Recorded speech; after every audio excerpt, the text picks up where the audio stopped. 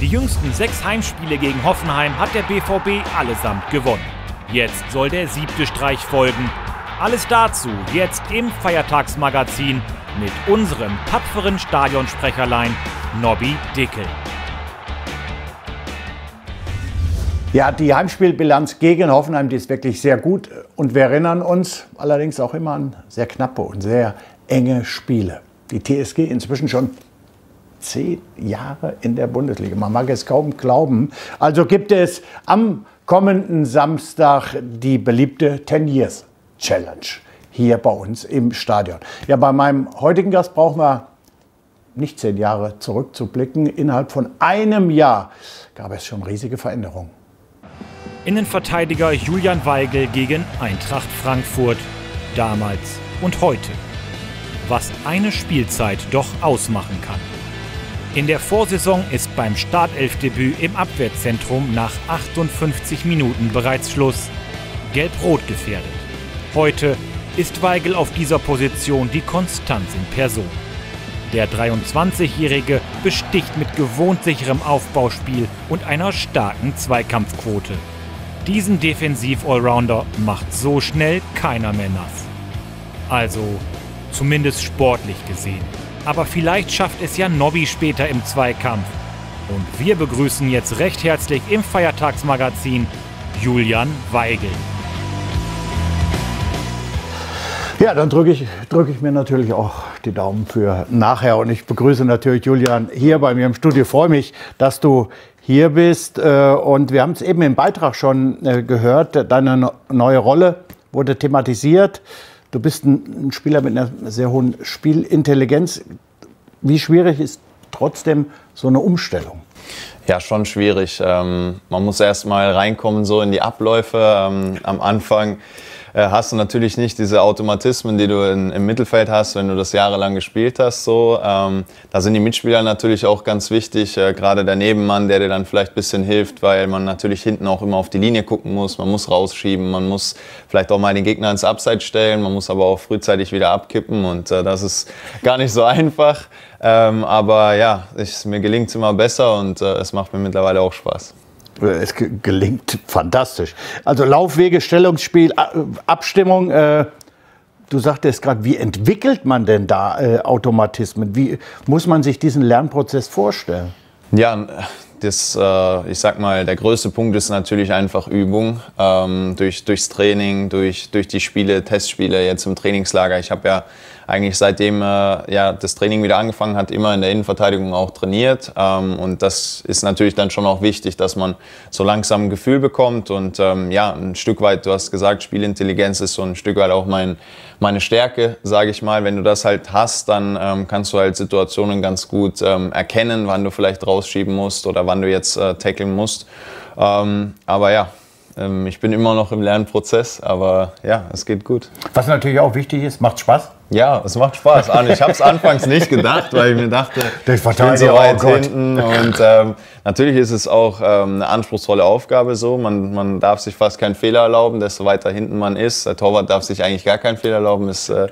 Und desto weiter hinten man ist, desto aufmerksamer muss man sein. Und deswegen hatte ich schon auch Respekt vor der Aufgabe, gerade gegen Gladbach dann das erste Spiel so. Auch gegen einen Top-Gegner. Und da war ich schon auch mal wieder nervös, was ich schon länger nicht mehr hatte. Und und trotzdem macht es mir jetzt so langsam richtig Spaß. Das ist auch ganz wichtig. Was würdest du sagen, welche Eigenschaften bringst du mit, die dir im Abwehrzentrum zugutekommen? Und wo siehst du noch Steigerungspotenzial? Ich glaube, zugutekommen, wie wir gesagt haben, so die Spielintelligenz, Situationen zu erkennen, wann ich rausgehen muss, wann ich mich fallen lassen muss. Ich glaube, mein Spielaufbau, natürlich so mein Passspiel, ist, glaube ich, schon was da hinten auch gefragt ist. Man hat ja heutzutage sehr, sehr viele Ballkontakte auch da hinten, was mir natürlich auch gefällt, weil ich gerne den Ball habe. Ja, und Verbesserungspotenzial natürlich im Kopfballspiel, im körperlichen Duell. Die Mittelstürmer sind oftmals richtige Brocken, da muss ich schon kämpfen. Und ja, wenn es mir gut gelingt, ist es meistens dann so, dass ich es eben über die Intelligenz dann so ein Stück weit wegmachen kann. Du hast ja auch betont, dass du dich auf der 6 an für sich wohler fühlst. Trotz alledem ist es doch sicherlich für dich auch schön, jetzt auf vielleicht ungewohnter Position einer der Stützen der Mannschaft zu sein. Ja, einer der Stützen ist jetzt wieder von dir nett ausgedrückt, aber natürlich freue ich mich. Stimmt. Ja, danke. Also natürlich, ich bin sehr, sehr glücklich, wieder zu spielen, wieder gebraucht zu werden, wichtig zu sein. Da ist es mir dann eigentlich auch egal, auf welcher Position.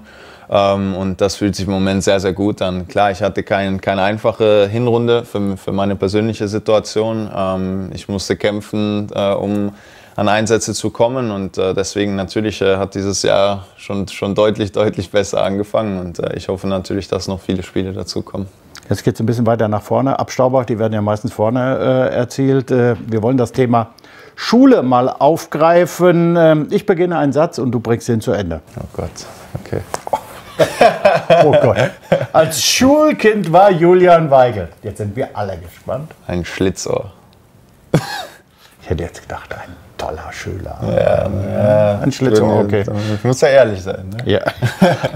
Nach Sven Bender ist auch Julian Weigel nicht nur ein hervorragender Sechser, sondern auch Innenverteidiger, weil die Löwenschule eine der besten Jugendakademien Deutschlands sind. Die Umschulung zum Innenverteidiger war erfolgreich. Als nächstes erlernen würde Julian Weigel gerne Stürmer.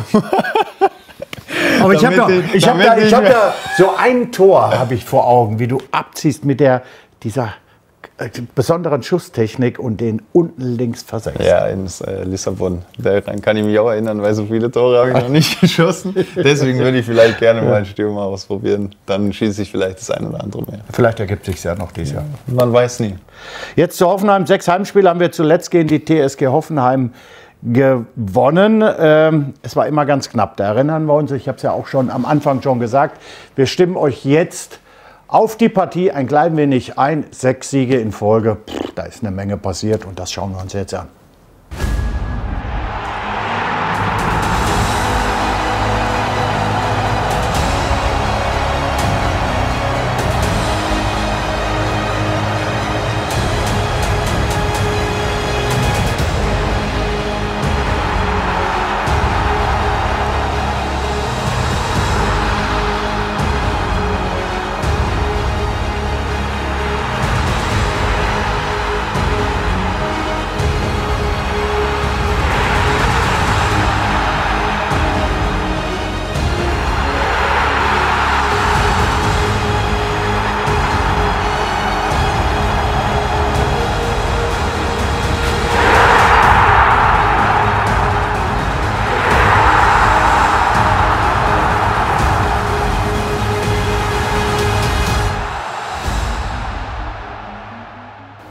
Das letzte Tor von Ober, das ist so ein dankbares Ding für einen Stürmer. So kann ich mir vorstellen. Aber man muss da auch stehen. Das ist es eben, ja. Da haben die Stürmer dann meistens so das Näschen.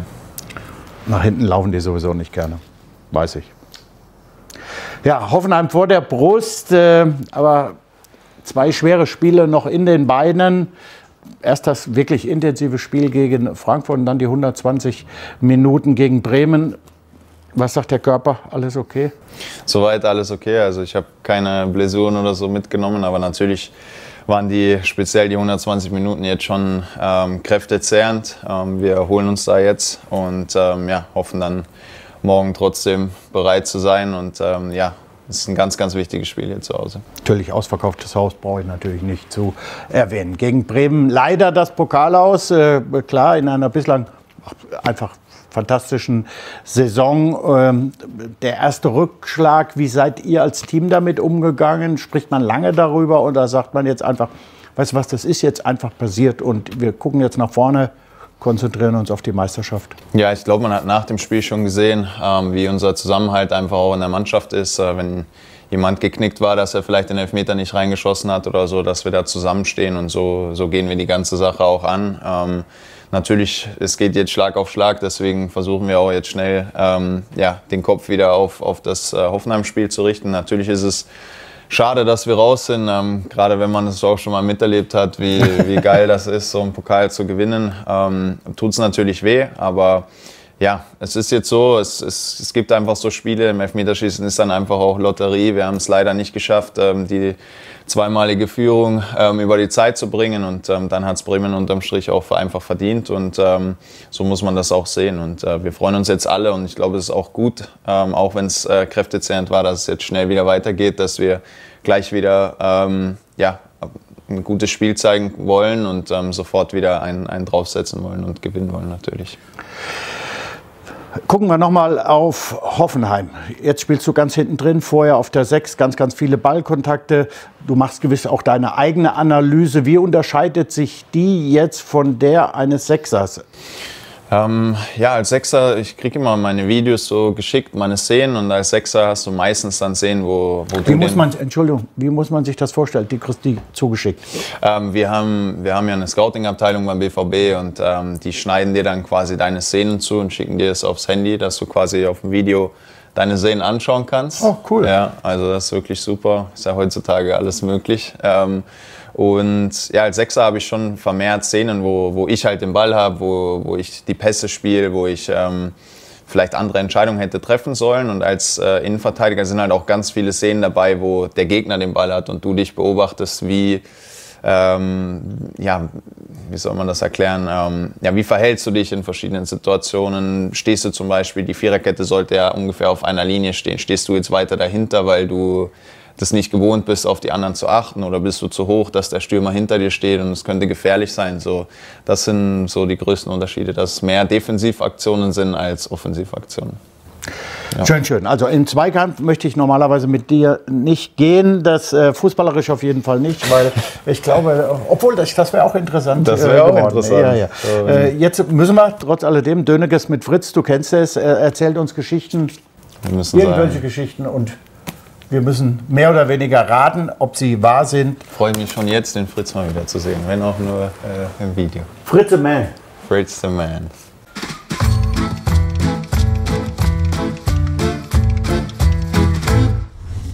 Ja, Hoffenheim, unser nächster Gegner.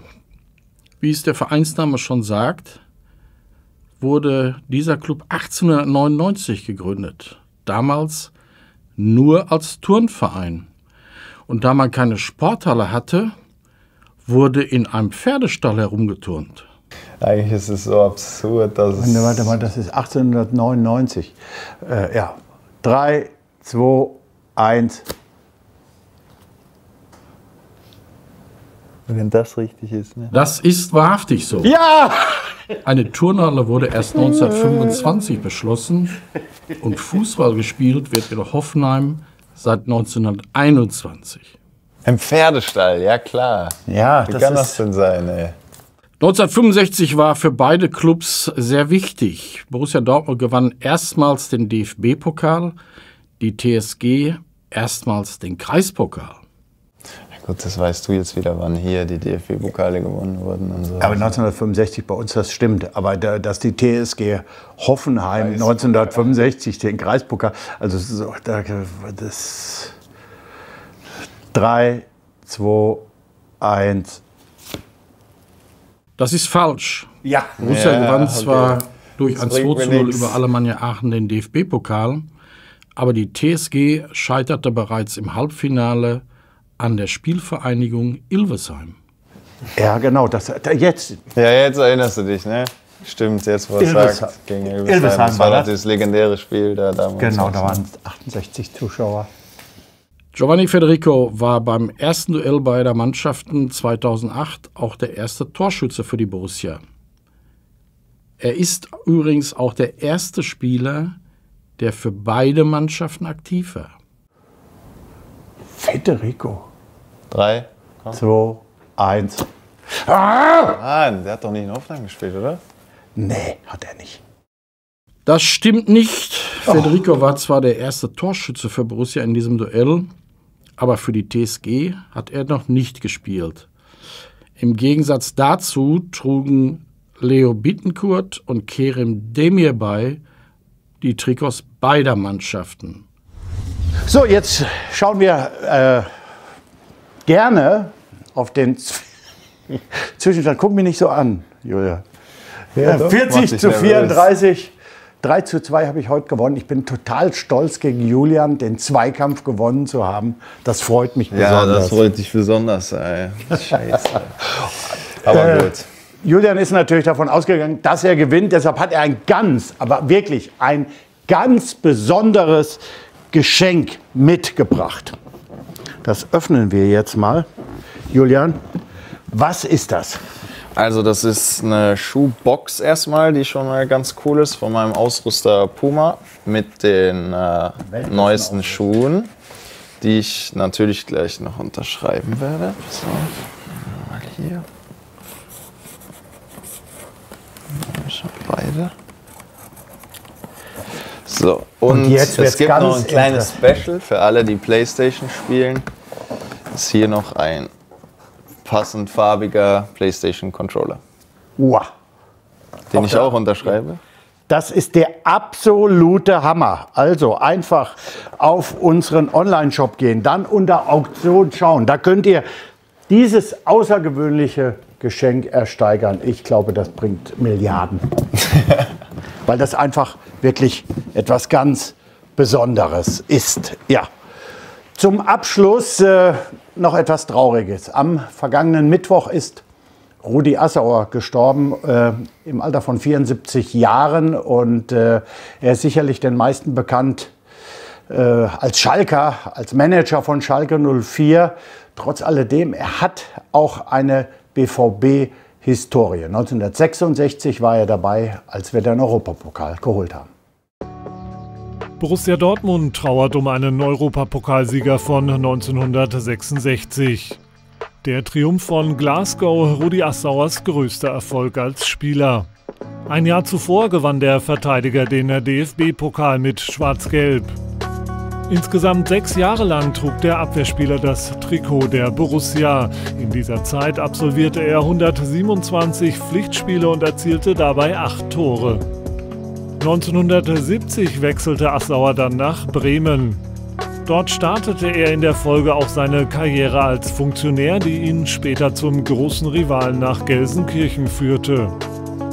Am 6. Februar verstarb eine der prägendsten Figuren des Ruhrgebietsfußballs im Alter von 74 Jahren in seiner Heimatstadt Herten.